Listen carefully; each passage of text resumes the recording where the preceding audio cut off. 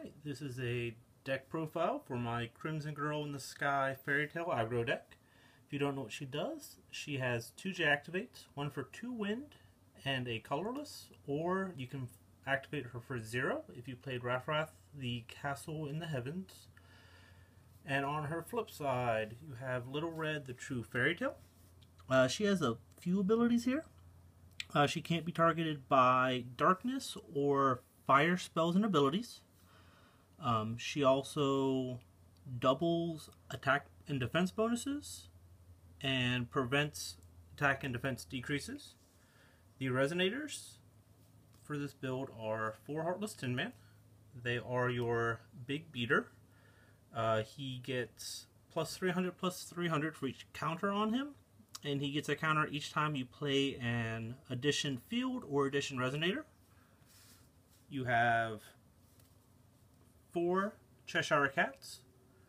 These things will draw you 2 cards when they enter the battlefield, and you put 1 on top. They also can't be targeted by your opponent, and they shuffle into your deck whenever they die. These things can get really big in this build. We have your standard 4 Gretels. They ramp you. They're also fairy tales, so they get all the bonuses and can be late game beaters. We have 1 Grim Avenger of Fairy Tales.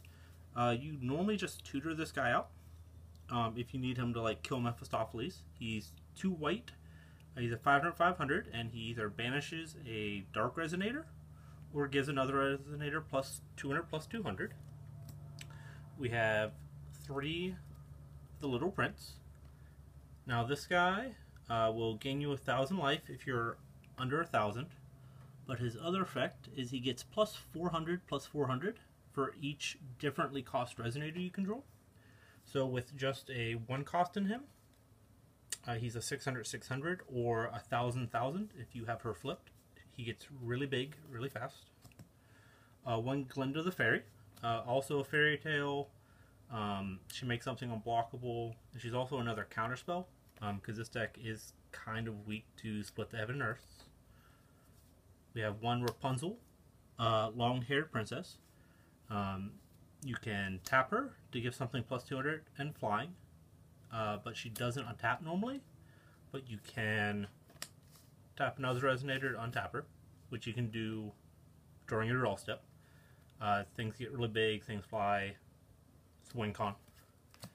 You have 2 Etna the Snow Queen, 700/700, also fairy tale, so she gets some of the bonuses. She has Awakening X, where you tap down X Resonators while she's in play, and if she deals damage to an opponent, they discard a card. Just all around good card. We have 2 Athos, the 3 Musketers. He's in here to tutor out Crucifixes, also to be a 4-drop for Little Prince, and he has a decent sized body.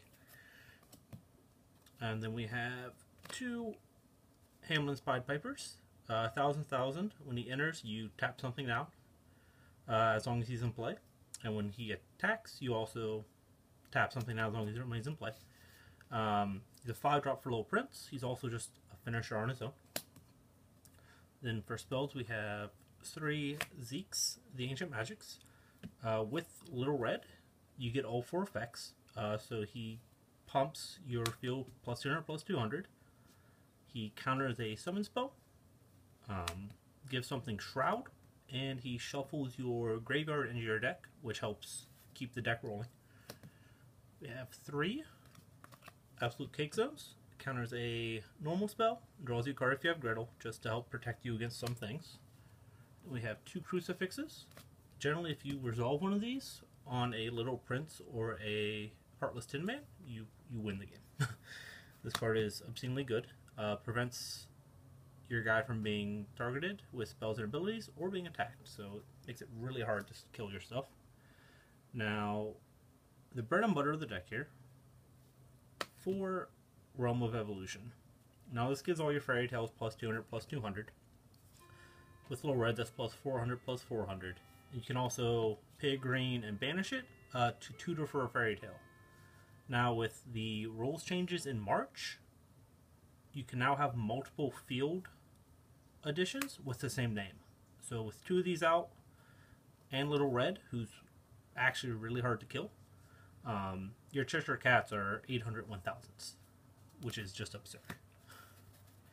And then we have 2 Roam of the Pure Saint, or Pure Spirits.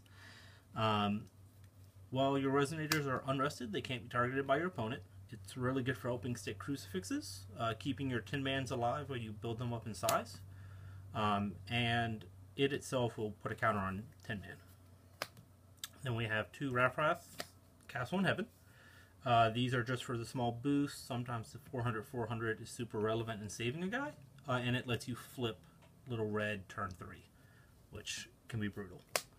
Then for our Magic Stone deck, we have 1 Little Red the Pure Stone. You name a color when it comes into play. It produces Will of that color, and you can tap it to give +200/+200 to a Resonator of that color, which is doubled with Little Red.